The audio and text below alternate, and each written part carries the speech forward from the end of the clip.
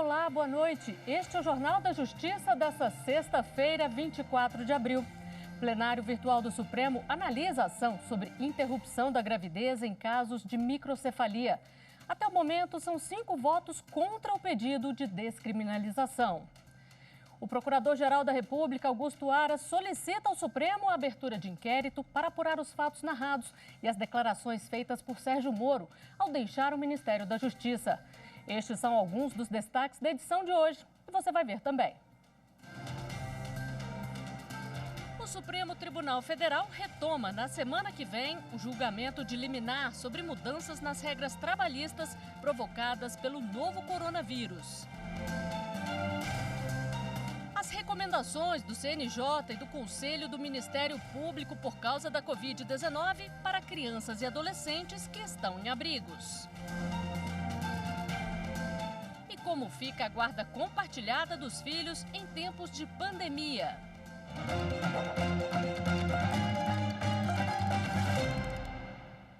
O Supremo Tribunal Federal começou a julgar hoje pedido para que mães de bebês com microcefalia possam interromper a gravidez.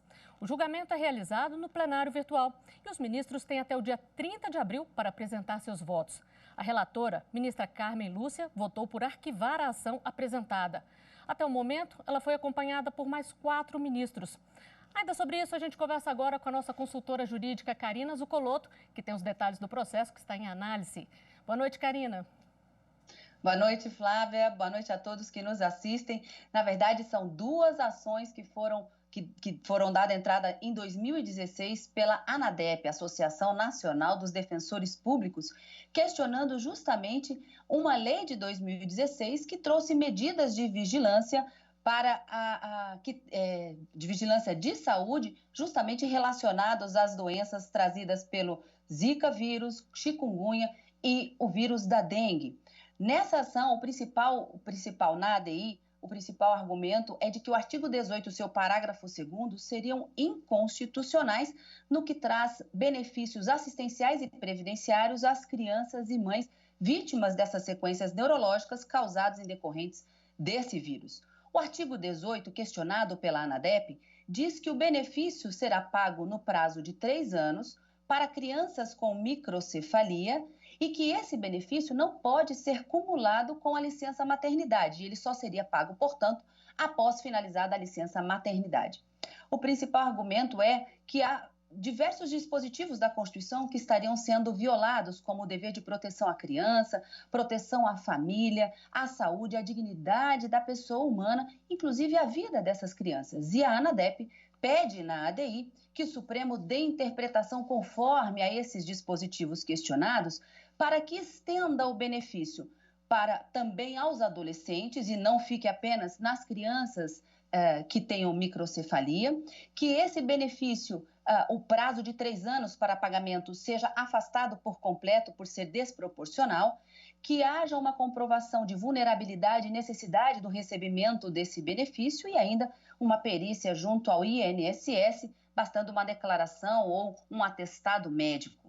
Uma outra ação que também está sendo julgada junto com essa ADI, julgamento conjunto, ambos da relatoria da ministra Carmen Lúcia, é uma DPF também proposta pela ANADEP, em que se traz diversos argumentos de omissão legislativa em relação a essa epidemia do Zika vírus lá em 2016. E uma dessas omissões seria justamente a falta de edição de uma lei que permita a essas gestantes de fetos de microcefalia em razão da contaminação pelo Zika vírus ou por doenças decorrentes das transmissões do Aedes aegypti, a possibilidade de se interromper essa gestação sem que isso seja considerado aborto. Então, se pede também uma interpretação do Código Penal conforme a Constituição para se possibilitar essa interrupção do parto sem que elas possam ser criminalizadas. Como você disse, o julgamento foi iniciado no plenário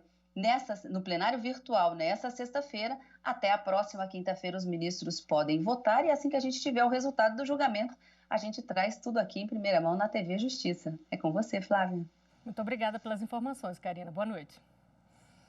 E na próxima segunda-feira, dia 27, o Supremo Tribunal Federal vai realizar uma audiência de conciliação sobre a dívida dos estados com a União. Ela será por videoconferência às 4 da tarde. O repórter Leandro de Souza tem mais informações. A audiência de conciliação foi marcada pelo ministro Alexandre de Moraes. Ele já concedeu liminar, autorizando 18 unidades da federação a suspender os pagamentos por até 180 dias, sem que a União possa aplicar as sanções previstas nos contratos em caso de alguma inadimplência. Moraes reconheceu que a pandemia da Covid-19 afetou diretamente a arrecadação e aumentou os gastos em saúde dos governos estaduais. No entanto, ele determinou que o dinheiro que deixar de ser repassado para a União deve ser aplicado em programas de combate e prevenção da Covid-19 nos estados, que precisam comprovar a destinação dos recursos. As decisões liminares do ministro Alexandre de Moraes ainda precisam ser confirmadas em plenário. A audiência de conciliação ocorre por meio de videoconferência em respeito ao isolamento social recomendado pela Organização Mundial de Saúde. E os estados precisam ser representados pelos respectivos governadores ou pelos procuradores-gerais estaduais. O Procurador-Geral da República, Augusto Aras, o Advogado-Geral da União, André Mendonça, e o Procurador-Geral da Fazenda Nacional, José Levi Amaral Júnior, também participam da videoconferência. E o Ministério da Saúde divulgou mais um balanço sobre o novo coronavírus no Brasil. Até o momento, são 3.670 mortes por Covid-19 e 52.995 casos confirmados. A gente também atualiza o número de processos relacionados a esse assunto. Olha aqui, atualmente são 1.366 processos, 1.100 deles já tiveram algum tipo de decisão. Os processos aparecem divididos por classe e assunto. Está tudo aqui, olha. Para ter acesso a esses dados, basta acessar o site do Supremo, stf.jus.br, e clicar no banner sobre a Covid-19, que fica no lado direito da página. E há pouco, o Procurador-Geral da República, Augusto Aras, solicitou ao Supremo Tribunal Federal a abertura de um inquérito para apurar os fatos narrados pelo então ministro da Justiça, Sérgio Moro. Moro pediu demissão na manhã de hoje por não concordar com a demissão do diretor-geral da Polícia Federal, Maurício Valeixo.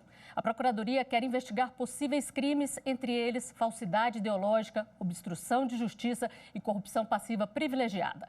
Entre as providências, o Procurador-Geral pede ao Supremo que Sérgio Moro preste depoimento, se o inquérito for autorizado. E a seguir, STJ não conhece pedido para suspender decisão que liberou reservas de Airbnb e Booking em Paraty, no Rio de Janeiro, durante a pandemia. Justiça, para mim, é igualdade de direitos.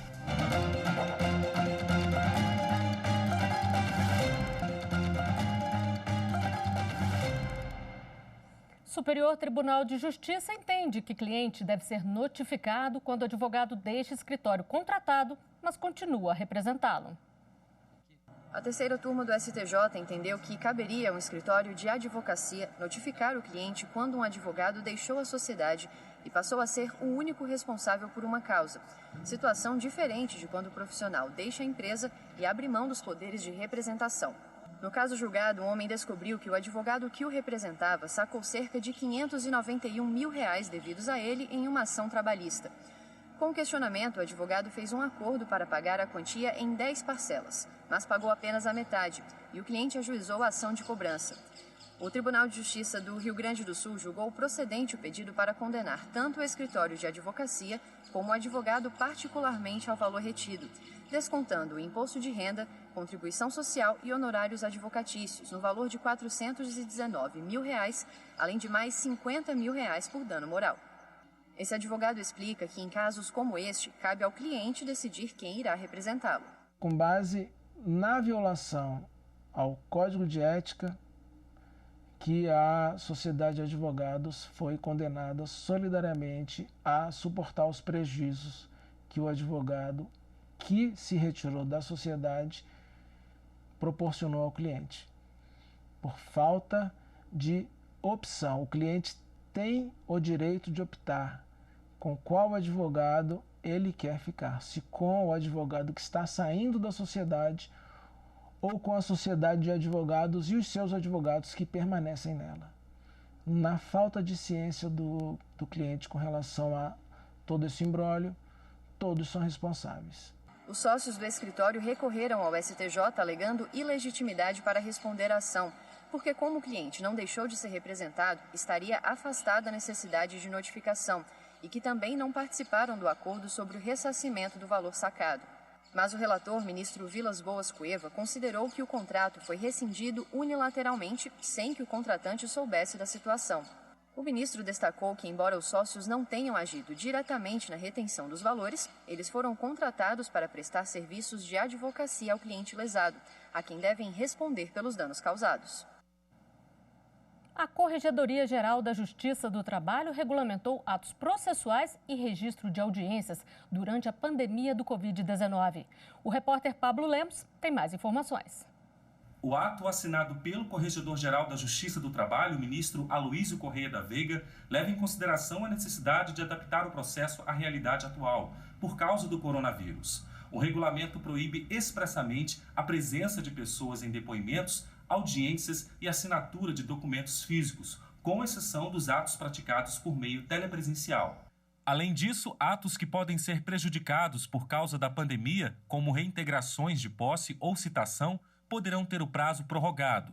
Os prazos processuais para apresentação de contestação, embargos à execução e outros que exijam a coleta prévia de provas somente serão suspensos se, durante a sua fluência, a parte informar a impossibilidade de prática do ato. O registro de audiências e sessões telepresenciais deve ser realizado preferencialmente na plataforma emergencial de videoconferência para atos processuais ou a critério de cada Tribunal Regional do Trabalho. Sobre a participação dos advogados, a sustentação oral nas sessões telepresenciais deve ser requerida com antecedência mínima de 24 horas. Os participantes ficam dispensados do uso de toga e beca, mas é recomendado traje social. O Tribunal Regional Federal da Primeira Região, com sede em Brasília, entendeu que os filhos de uma mulher morta em acidente ocorrido por ausência de sinalização em rodovia federal devem ser indenizados pela União. O acidente aconteceu em uma rodovia do Mato Grosso, onde a pista fica estreita por conta da construção de uma ponte sobre o Córrego do Gato. Os filhos da vítima alegaram na justiça que não havia sinalização de trânsito alertando sobre essa situação, o que levou ao capotamento do carro e à morte da mãe. Segundo esse advogado, nos casos de omissão estatal, a indenização é devida. Existe uma certa controvérsia na doutrina, dizendo que isso não seria necessário, mas é o que prevalece hoje na jurisprudência, a comprovação dessa culpa. Então, identificado o dano por conta dessa má conservação, ocorrendo um dano, comprovado esse dano, o nexo causal devido entre essa falta do serviço, essa omissão pela má conservação da pista e o dano, a responsabilidade do ente estatal ela é devida. Porém, é preciso identificar qual o ente estatal, de fato, responsável por aquela conservação ou da pista ou da rodovia. O argumento foi aceito pelo relator do caso, o desembargador federal Carlos Augusto Pires Brandão. Durante a análise do processo pela 5ª turma do TRF1, ele sustentou que a ausência de sinalização na rodovia demonstra negligência do órgão estatal, uma vez que é dever da União promover a vigilância e a manutenção adequada para proporcionar segurança àqueles que trafegam por estradas e rodovias do país. Em sua defesa, a União argumentou que a culpa do acidente foi exclusiva da vítima que conduzia o veículo com falta de atenção. Mas o colegiado seguiu o entendimento do relator de que no processo não ficou comprovada a imprudência da motorista ao dirigir o veículo, não sendo possível atestar sua desatenção em uma rodovia que sequer possui qualquer sinalização. Com isso, o TRF da Primeira Região reconheceu o direito dos filhos da vítima de serem indenizados por danos morais e materiais, além de receberem pensão alimentícia até completarem 25 anos. Em época de isolamento social, o Judiciário Gaúcho não para e segue em trabalho remoto para prestar atendimento e principalmente para mobilizar e informar a sociedade sobre a violência doméstica. O TJRS ganhou novos parceiros na campanha Quarentena Sem Violência. O objetivo da ação é levar informações sobre os canais de denúncia através de cartazes fixados em supermercados e farmácias de todo o estado. A iniciativa é do Juizado da Violência Doméstica de Porto Alegre, com a Coordenadoria Estadual das Mulheres em Situação de Violência Doméstica do Judiciário Gaúcho. Uma parceria foi realizada com a agência Matriz Comunicação, que elaborou de forma voluntária o material gráfico da campanha e intermediou até o momento a adesão das farmácias associadas e da gráfica Impresso Prático para a impressão dos cartazes. Todos os serviços serão realizados sem custo para o TJRS. O que se pretende, então, em razão disso, é criar uma verdadeira corrente de vigilância solidária, né, para que essas mulheres não estejam sós, não fiquem sós e não fiquem isoladas. É muito importante, então, nós conseguirmos sensibilizar familiares, vizinhos, amigos, a ficarem atentos, a ficarem vigilantes e a ajudarem as mulheres, né, se elas precisarem fazer denúncias de eventuais violências que venham a sofrer. A juíza Márcia Kern afirma que a campanha segue os alertas que estão sendo divulgados por órgãos internacionais. No momento de isolamento, a comunicação é importante. A comunicação, principalmente através de redes sociais e através de pontos, de serviços essenciais. Foi pensando nisso que a ONU lançou uma orientação essa semana pedindo, então, para que serviços essenciais como farmácias e supermercados se unissem nessa rede, tentando chamar a atenção das mulheres, chamar a atenção de toda a população para que se atente para situações de violência doméstica. A gerente de marketing das farmácias associadas, parceira na campanha, fala sobre a importância de participar da ação no combate à violência contra a mulher. Queremos estar muito próximos às nossas comunidades, tanto na capital quanto no interior do estado.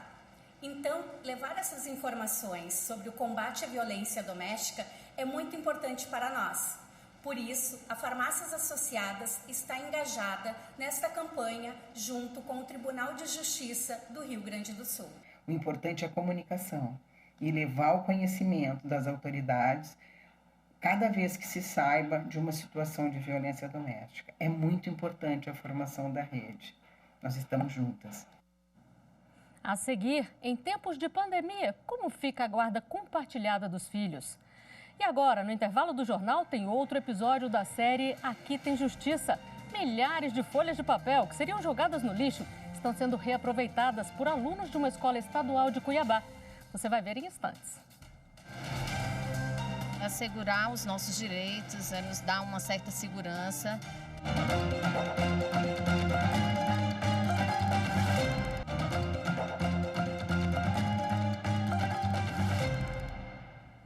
O juiz federal Walter Nunes, do Conselho Nacional de Administração Penitenciária, publicou documento sugerindo que presos integrantes de facção criminosa não sejam liberados em razão da Covid-19. A resolução publicada pelo Conselho Nacional de Administração Política, Criminal e Penitenciária traz diretrizes a serem aplicadas no sistema penitenciário para o enfrentamento da pandemia. Uma dessas orientações é quanto à liberação de integrantes de facção criminosa que estão presos. O juiz Walter Nunes, corregedor da Penitenciária Federal de Mossoró, recomenda que esses criminosos não sejam liberados e que os demais presos só sejam soltos com base em laudos de saúde emitidos pelo setor e também do perfil pela direção do presídio. Esse documento que orienta as condutas em outras unidades prisionais para suspender as visitas com contato físico também recomenda que os advogados atendam os presos por meio eletrônico. Abrigos de crianças e adolescentes, sistema judiciário e todos os profissionais envolvidos com adoção no país receberam orientações para evitar a contaminação pela Covid-19. As medidas fazem parte de uma recomendação do Conselho Nacional de Justiça, Ministérios da Cidadania e da Mulher e do Conselho Nacional do Ministério Público. O país tem cerca de 35 mil crianças e adolescentes acolhidos em abrigos e por famílias. São várias medidas em andamento. Algumas delas foram pensadas para tentar diminuir o número de menores que poderiam entrar nos abrigos. Por exemplo, a imediata adoção dos recém-nascidos pelas famílias cadastradas no Sistema Nacional de Adoção. Outra orientação é afastar o agressor da criança ou adolescente em vez de abrigar o menor. A guarda provisória deve ser dada às famílias que já estejam em estágio de convivência com a criança. Prioridade também para a reinserção familiar.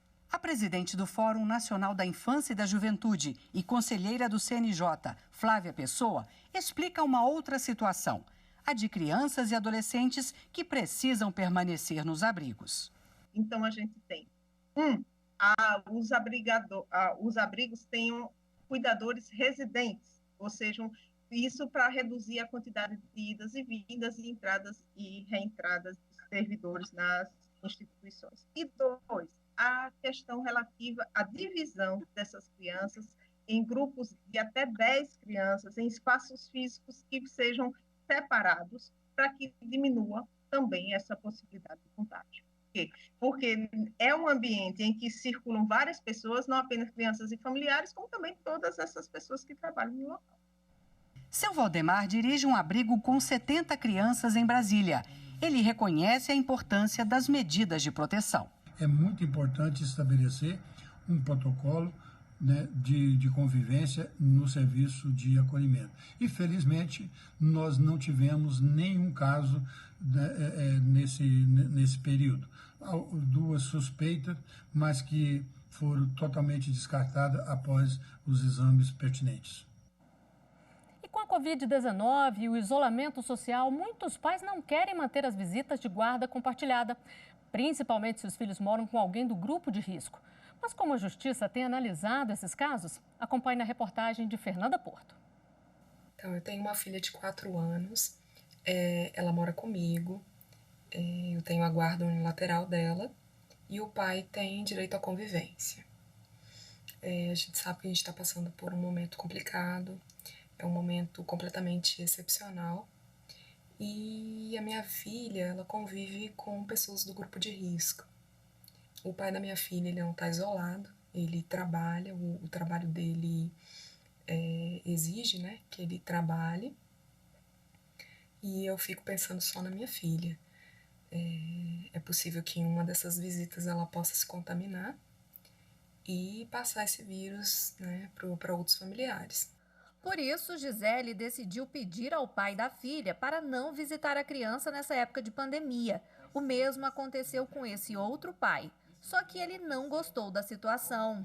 Depois dessa quarentena, a mãe dela começa a alegar, fazer ameaças e não deixar eu buscar a criança, alegando que eu não estou fazendo a quarentena, que eu não estou tomando os cuidados necessários. Isso é um direito meu de ver a minha filha, mas não só meu, como também da criança.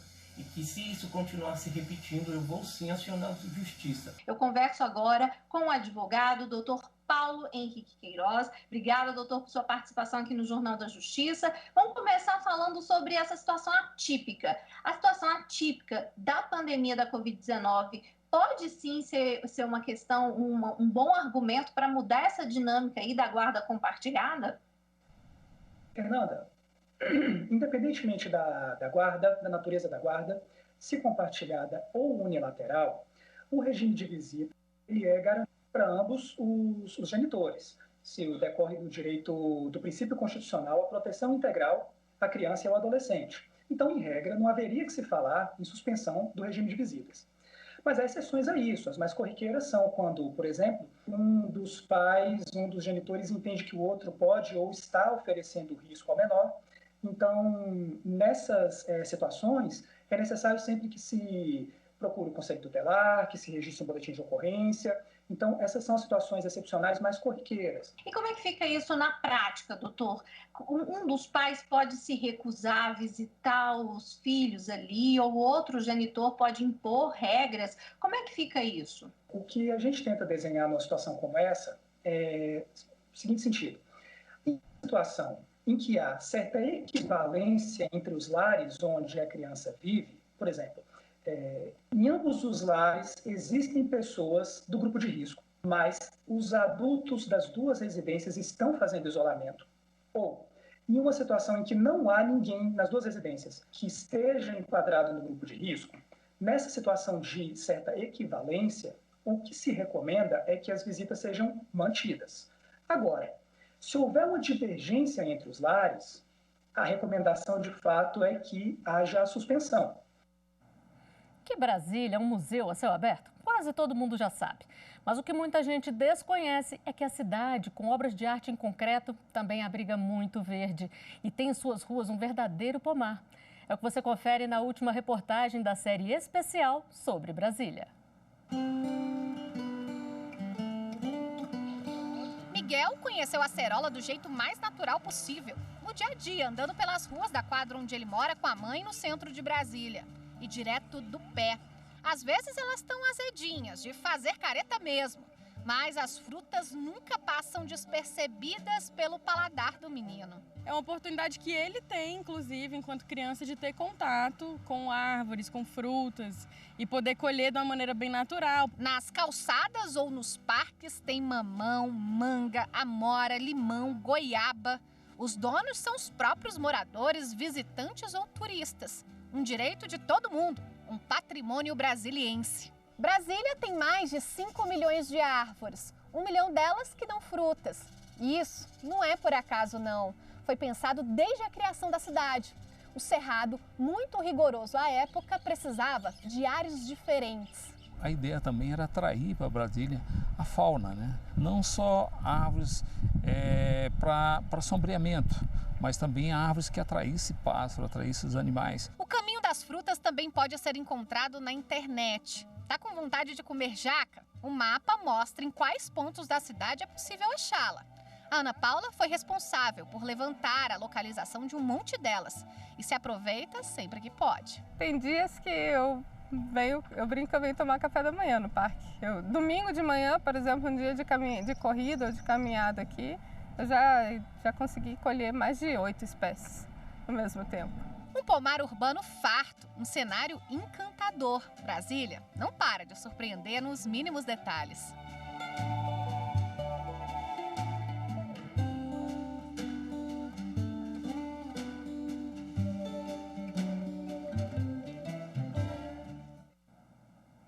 E na semana que vem, o plenário do Supremo volta a julgar, por videoconferência, 7 ações diretas de inconstitucionalidade ajuizadas contra a medida provisória 927 deste ano, que autoriza empregadores a adotarem medidas excepcionais em razão do estado de calamidade decorrente da pandemia. O julgamento foi suspenso depois do voto do relator das ações, ministro Marco Aurélio, pela manutenção do indeferimento das liminares, por entender que não há, na norma, transgressão a preceito da Constituição. O julgamento continua na próxima quarta-feira. E este foi o Jornal da Justiça de hoje. Mas não se esqueça, mande o seu recado ou sugestão de reportagem para o nosso WhatsApp 61 99260 6116. Boa noite, um ótimo final de semana.